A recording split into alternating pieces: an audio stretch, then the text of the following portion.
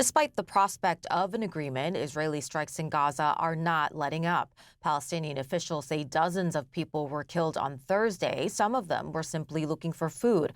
Others had found temporary shelter after having to leave their homes. Paula Hancock reports.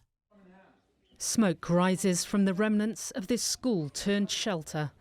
An Israeli airstrike killed at least 15 people here in the early hours of Thursday, according to Gaza's health ministry, a scene described as harrowing by medics on the ground.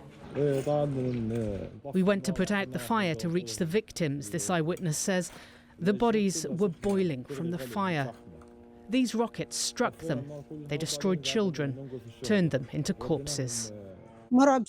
This mother says what happened is terrifying beyond imagination. When you see them torn apart and injured at 2:15 a.m, we woke up to this. I dragged my girls running downstairs. Israel's military says it struck a key Hamas terrorist operating a command and control center in Gaza City, adding it took steps to mitigate the risk of harming civilians. The United Nations said this week more than 60 schools have been hit since mid-March. The desperate search for food again turned deadly. 25 were killed in central Gaza waiting for aid trucks when chaos broke out. This eyewitness says, "We're not Hamas or Fatah. I'm just a civilian who wants to eat. And instead, I find death." 15 more killed in Khan Yunis while waiting for food, according to a hospital spokesman, close to a US-backed Gaza Humanitarian Foundation site. Lining up bodies ready for burial, the sound of raw grief is everywhere in Gaza. Carrying loved ones on their final journey, asking why children are being killed in their sleep. They went out to find food and water and they died, this man said. What use is their bag of flour? The bag of flour is soaked with blood. As Hamas and Israel appear to edge closer to a ceasefire, that day will come too late for more than 80 killed in just this one day. Paula Hancock, CNN, Abu Dhabi. Within the next 24 hours, President Trump says we should know if Hamas will accept the latest framework for a ceasefire plan for Gaza. In a statement, Hamas, has said it will announce its decision after consultations with other Palestinian factions, as they call them, but it did not say how long this might take or which factions are being consulted. In the meantime, we are learning more details about the US proposal, which Israel has already accepted. Let's get you to Jerusalem. CNN's Oren Lieberman is standing by for us. Let's start with the very basic question at this point. What does this proposal look like, Oren? So it is in many ways similar to what we've seen before from the U.S. and from envoy Steve Witkoff. It is a 60-day ceasefire that includes the release of 10 living hostages and 18 deceased hostages in return for an unspecified number of Palestinian prisoners and detainees. What's different here specifically is the timeline by which those releases happen. In earlier proposals, the living hostages were released very quickly on day 1 and day 7. This is much more spread out, according to the details we've seen obtained from a source familiar with the negotiations. 8 of the 10 hostages come out on day 1. The other 2 living hostages don't come out until day 50. And then in terms of the 18 deceased hostages, they begin coming out at the end of the first week, and the last 8 of those come out on day 60, so right at the end of the negotiations there.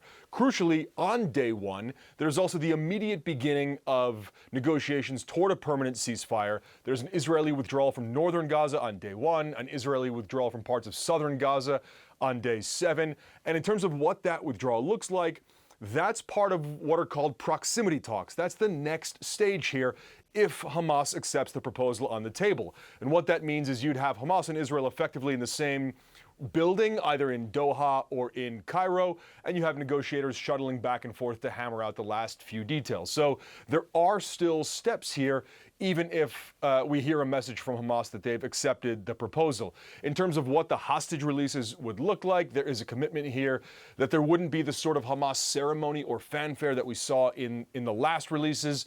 And there is also, according to what we have learned from a source familiar with these negotiations, a promise from President Donald Trump to make sure that the ceasefire continues even if there isn't a comprehensive deal by the end of the 60 days. And that's crucial here because that's what Hamas has been looking for, something to get this beyond just 60 days if negotiations fall apart, and make sure that a temporary ceasefire leads to a permanent end to the war. That's been their key demand that effectively until now Israeli Prime Minister Benjamin Netanyahu refused to agree to. But of course a lot has shifted since the Israel-Iran conflict and the conclusion of that successfully from Israel's perspective. In terms of on the ground here, we saw a protest or rally outside the U.S. Embassy in Tel Aviv. Today, July 4th, Independence Day. This had hostage families pointing out and looking at Trump as one of the only people, perhaps the only person, that can bring about the successful closure of a ceasefire and the release of the remaining hostages. So it is a critical moment here, Becky. I dare say there is perhaps more optimism right now than there has been in a very, very long time, a half a year or so. But crucially, everybody now, negotiators, Israel, the U.S., waiting on a Hamas response. Yeah, Netanyahu, of course, expected to be in Washington at the beginning of the week. The timing of this trip to see Donald Trump and the acceptance of this proposal by Israel does, very much suggest that the Trump administration and the president himself is really running the sort of, running point on this, trying, as they have said, they are, have been doing for some time, trying to get a hostage release and a ceasefire plan in place. And as you rightly point out, this looks very like the sort of original Witkoff, Steve Witkoff plan that has been sort of doing the rounds and in the works for some time. It's good to have you, Oren. Thank you. Meeting with Netanyahu Monday. The deadline for his tariff negotiations coming next week, his self-imposed deadline, of course, and reports indicating US-Iranian indirect talks in Norway. These may be tougher challenges. He has not had the sort of diplomatic breakthroughs in Gaza or in Ukraine yet. So let's start with that meeting Monday with Netanyahu. What do you expect out of that, Mark?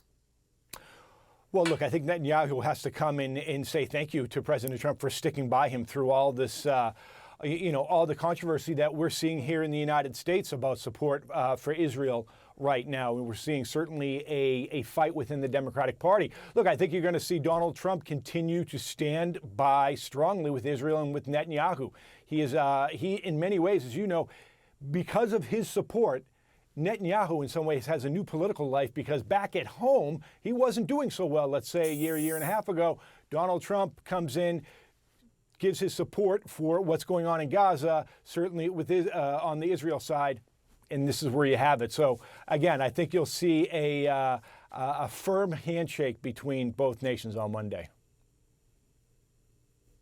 And momentum building behind the scenes, of course, for at least proximity talks on a hostage deal and a ceasefire next week.